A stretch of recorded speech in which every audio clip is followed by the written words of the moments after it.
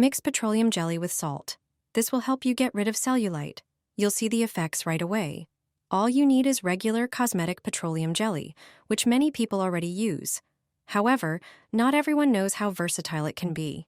If you combine it with salt, you'll get an amazing cosmetic for just a few cents. Scoop 1 teaspoon of petroleum jelly into a small, clean bowl. Petroleum jelly makes the skin soft, smooth, and more elastic.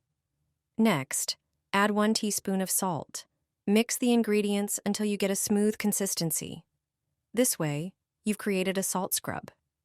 Apply it to the areas of your body you want to treat. After 10 minutes, rinse the scrub off with water.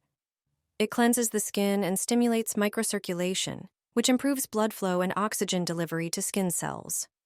This kind of cosmetic should be your constant companion in the fight against cellulite. Try it yourself. You'll feel the difference after the very first scrub.